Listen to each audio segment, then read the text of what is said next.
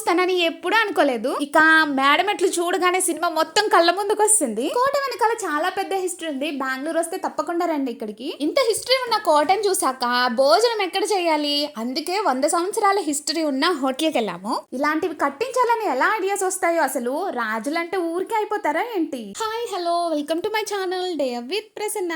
నా బ్యాక్గ్రౌండ్ లో ఉన్న పింక్ కలర్ చెట్టు ఎంత క్యూట్ గా ఉందో కదా. నాకైతే భలే నచ్చేసింది. చెట్టే కాదు, ఆ రోజు క్లైమేట్ కూడా చాలా బాగుంది. ఇన్ఫాక్ట్ వర్షం కూడా పడుతుంది. సో ఇంత మంచి సినారీలో ఇంకా మంచి ప్లేస్ కి వెళ్తే బాగుంటది అనిపించి బెంగళూరు ప్యాలెస్ కి వచ్చాము.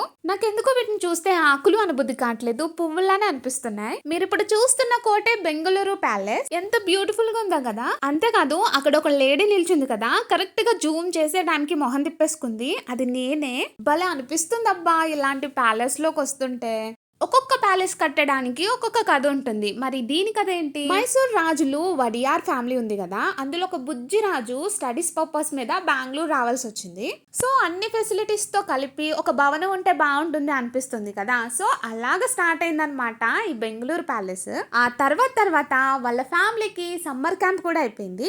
అండ్ చాలా మందికి ఒక డౌట్ ఉంటుంది, మనందరి ఫేవరెట్ రజనీకాంత్ గారి చంద్రముఖి సినిమా ఈ ప్యాలెస్ లోనే షూటింగ్ చేశారా అని. ఇన్ఫాక్ట్ ఇక్కడ కొంతమంది గైడ్స్ కూడా చెప్తుంటారనమాట ఇక్కడ చంద్రముఖి షూటింగ్ జరిగిందని. ఈ విషయం మీద చాలా మందికి కన్ఫ్యూజన్ ఉండేది. కాకపోతే లాస్ట్ కి క్లారిటీ వచ్చింది ఏంటంటే, ఆ మూవీ మొత్తం కూడా హైదరాబాద్ రామోజీ ఫిలిం సిటీలో ఒక మ్యాన్షన్ సెట్టింగ్ వేసి షూట్ చేసిందనంట. సో బెంగళూరు ప్యాలెస్ వెనకాల ఇంత స్టోరీ ఉంది. సో మీలో ఎవరైనా బెంగళూరు వస్తే తప్పకుండా బెంగళూరు ప్యాలెస్ చూడండి. చూడకుండా మాత్రం అస్సలు వెళ్ళకండి. ప్యాలెస్ లోపల కొన్ని ఏరియాస్ లో వీడియోస్ ని అలౌ చేయలేదు. సో అందుకే ప్రాపర్గా చూపించలేకపోయాను. ఒక చోట స్టేస్ ఉన్నాయన్నమాట, మేడమెట్లు. అవైతే సేమ్ చంద్రముఖి సినిమాలో ఉన్న మేడమెట్లులానే ఉన్నాయి.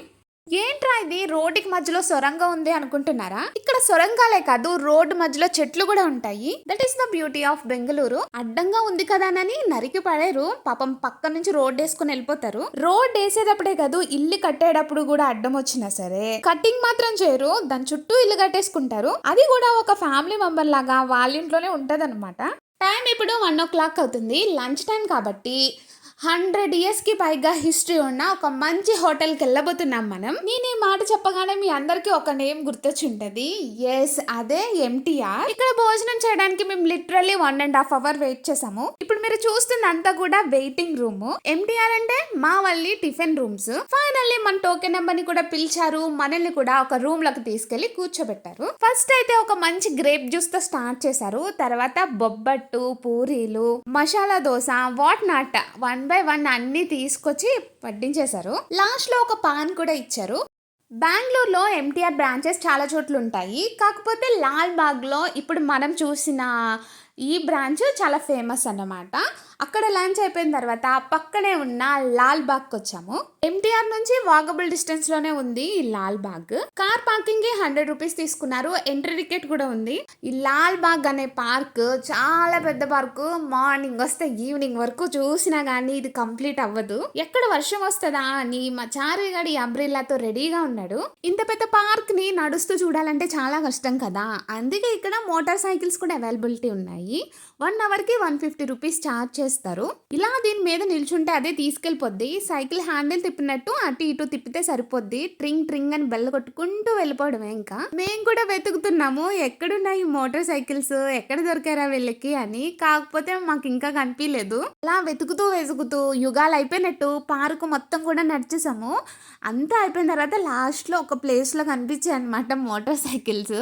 అప్పుడు వెళ్ళి అడిగాము మోటార్ సైకిల్ ఇవ్వండి అనేసి. టైమ్ అప్ మేడం అని చెప్పారు. లాల్ బాగ్, లాల్ అంటే ఎరుపు రంగు. అప్పట్లో ఈ గార్డెన్ ఎరుపు రంగు పూలతో కలకల్లాడిపోయేదంట. అందుకే ఈ గార్డెన్ కి లాల్ బాగ్ అనే పేరు వచ్చిందని చెప్తుంటారు. అండ్ ఈ గార్డెన్ని టిప్పు సుల్తాన్ ఎక్కువ బాగా డెవలప్ చేశారంట. ఎందుకంటే అతనికి పూలను పెంచడం, చెట్లు పెంచడం అలాంటివి చాలా ఇంట్రెస్ట్ ఉండేదంట. ఫారెన్ నుంచి కూడా పూల చెట్లు, మొక్కలు తీసుకొచ్చి నాటించేవారంట. Especially red colour flowers. ఏం చెట్టో గానీ అచ్చు ఈత చెట్లాగా ఉంది. ఇక ఇవన్నీ కూడా బుజ్జి ప్లాంట్స్ ఇప్పుడిప్పుడే గ్రో అవుతున్నాయి. మా చారిగాడికి ఏది ఇంట్రెస్టింగ్ గా కనిపిస్తే దాన్ని వాటన్నిటిని కలెక్ట్ చేస్తాడనమాట. కలెక్ట్ చేసి మనకిస్తాడు, మనం పట్టుకోవాలి. అడిగినప్పుడు ఇవ్వాలి. 1 hourలో అడగచ్చు, 2 hours అడగచ్చు, లేకపోతే ఒక్కోసారి తర్వాత రోజు నెక్స్ట్ డే కూడా అడగచ్చు. తీసి ఇవ్వాలన్నమాట. లేదంటే చాలా ఫీల్ అవుతది. భలే ఉంది కదా ఈ రెడ్ కలర్ ఫ్లవర్. నాకైతే దీన్ని ఏం తెలీదు. మీకు తెలిస్తే గనుక కామెంట్ సెక్షన్ లో చెప్పండి. ఫ్లవర్ బాగుంది కదా అని కొన్ని రీల్స్ కూడా తీసుకున్నాము. ఎంత బాగుందో కదా లొకేషన్. ఇలాంటి ప్లేస్ లో గనుక ఫోటో షూట్స్ చేయించుకుంటే వేరే లెవెల్లో వస్తాయి ఫొటోస్. మీరు గనుక బెంగళూరులో ఉంటే తప్పకుండా ట్రై చేయండి. ఈ మధ్య మా చార్విగాడు పెద్ద ఫోటోగ్రాఫర్ అయిపోయాడు. ఫస్ట్ ఫోటో వచ్చేసి ఇందాక బెంగళూరు ప్యాలెస్ దగ్గర నాకు తీసింది. సూపర్ ఉందిరా, నాన్న కంటే నువ్వే బాగా తీసావని చెప్పానంతే పొరపాటున. అప్పటి నుంచి ఎక్కడ ఆగట్లేదు. నేను బెస్ట్ కదా, నేను బాగా తీస్తున్నాను కదా, నాకు ఇవ్వండి ఫోను, నేను తీస్తానని ఒకటే గోల. ఇక్కడ బిల్డింగ్ ఉంది, ఏంట్రా ఇదని లోపలికి వెళ్ళి చూద్దామంటే క్లోజ్ చేసింది. సో ఇక్కడున్న క్యూట్ క్యూట్ బాతులు చూసుకొని పక్కకి వెళ్ళిపోయాము. ఈ చెట్టుని చూస్తే మీకు ఏం గుర్తొస్తుంది? నాకైతే అంజీ సినిమాలో చెట్టు గుర్తొస్తుంది. ఇవేంటో తెలుసు కదా, ఆంథోరియం ప్లాంట్స్. వీటిని అందంగా ఇంట్లో పెరగండ్రా అంటే మాత్రం పెరగవు. ఇక్కడ మాత్రం ఎంత హెల్దీగా పెరుగుతున్నాయో. కాసేపట్లో మీకు మంచి గ్లాస్ హౌస్ చూపిస్తాను, ఎక్కడికి వెళ్ళకండి. వర్షం ఏం పడట్లేదు కానీ ఊరికి అలా పట్టుకొని తిరుగుతున్నాను, ఎలాగైనా చేత్తో పట్టుకోవాలి కదా అని. అలా చూస్తుంటే ఏదో పార్క్ వచ్చినట్లేదు, ఎక్కడో దూరంగా ట్రిప్కి వెళ్ళి అక్కడ వీడియో తీసుకున్నట్టుంది. ఇప్పుడు మీరు చూస్తున్న చెట్లన్నీ కూడా ఎప్పటివో తెలుసా? మీరు పుట్టక ముందు నుంచి కూడా ఉన్నాయి ఈ చెట్లన్నీ. కొన్ని చెట్లు అయితే 100 సంవత్సరాల ముందు కూడా ఉంటాయి. సీనియర్ సిటిజన్స్ అన్నమాట. చాలా దూరం నడుచుకుంటూ ఫైనల్ గా గ్లాస్ హౌస్ దగ్గరికి వచ్చేసాము. ఎంత బాగుందంటే అసలు ఇక్కడే ఉండిపోవాలనిపించేసింది. చాలా నీట్ గా కూడా మెయింటైన్ చేస్తున్నారు. లోపలికి బర్డ్స్ కి తప్ప మనకి ఎలా లేదన్నమాట. పక్షుల పుట్టిన బాగుండు, ఎక్కడికైనా ఎగురుకుంటూ వెళ్ళిపోవచ్చు, ఎవ్వరూ ఆపరు మనల్ని. ఈ పార్క్ చుట్టూ ఇన్ని పక్షులు పెట్టుకొని దీన్ని ఇంత నీట్ గా మెయింటైన్ చేస్తున్నారంటే ఎంత కష్టపడుతున్నారో అర్థమవుతుంది. పక్కన గోరింగ్ ఉందంట, చూపిస్తుంది.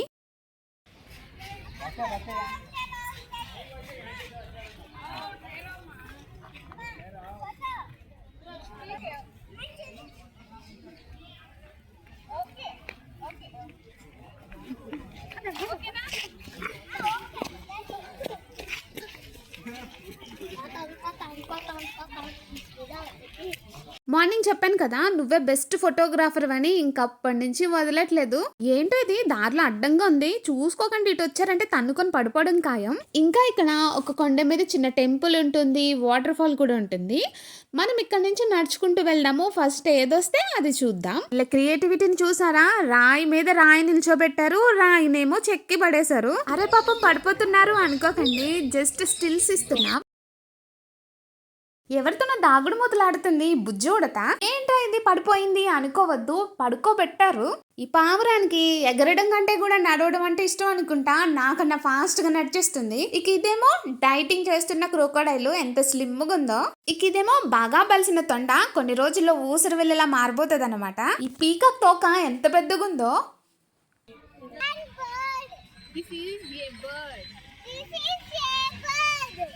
ఈ సింహం పిల్ల ఏకంగా స్తంభం ఎక్కి కూర్చుంది. ఎలా ఎక్కిందంటారు? ఏదేమైనా ఒంటి స్తంభాన్ని భలే నిల్చోబెట్టారు. ఇంకా పక్కనేమో సీరియస్ గా నన్నే చూస్తున్న ఒక గ్రద్ద కూడా ఉంది. ఎక్కడెక్కడో ఎతుకుతున్న రాయి ఫైనల్ గా కనిపించేసింది. ఒక కొండ మీద టెంపుల్ ఉంటదని చెప్పాను కదా, ఇదే ఒక రాయి అన్నమాట. చాలా వెడల్పుగా ఉంటుంది, ఎక్కడం చాలా ఈజీ, చిన్న పిల్లలు కూడా చకచకా ఎక్కేస్తారు. కూర్చోడానికి కూడా మెట్లలాగా భలే కంఫర్ట్ గా ఉన్నాయి. మేమైతే ఎక్కి కూర్చుండిపోయి ఫొటోస్ కూడా తీయించేసుకున్నాము. ఒకసారి మీరు కూడా చూసేయండి ఈ రాయి మొత్తం ఎంత ఉందో. చాలా వెడల్పు. ఈ రాయి అంట ఎప్పటిదో నాకు ఏ సరిగ్గా తెలియదు కానీ ఇయర్స్ ఉంటుంది దీని ఏజ్. కానీ ఏ మాటకి ఆ మాట చెప్పుకోవాలి కానీ లాల్ బాగ్ కి వచ్చి నడవాలి అంటే ఇందాక మేము గట్టిగా భోంచేసి వచ్చాం చూడండి, అట్లా తిని రావాల్సిందే. వావ్, వాట్ ఏ సీన్ కదా, ఎంత బ్యూటిఫుల్ గా ఉందో బుజ్జి టెంపుల్. ఈ రాయికి ఆపోజిట్ లో ఉన్న ప్లేస్ లోనే మోటార్ సైకిల్స్ అమ్ముతున్నారు. అప్పుడే వెళ్ళి అడిగామన్నమాట, భయ్యా ఇవ్వండి అంటే, టైమ్ అప్ మేడం, ఇంకా ½ కదా ఉంది, టైం అయిపోతుంది అని చెప్పారు. ఈ పింక్ పూల చెట్టు ఎంత బాగుందో అసలు. బెంగళూరులో ఈ పూలకి చెట్లకి చాలా మంది ఫ్యాన్స్ ఉంటారు, అందులో నేను కూడా ఒక దాన్ని. బా చెప్పు, లవ్ యూ చెప్పు. లవ్ యూ నాకు.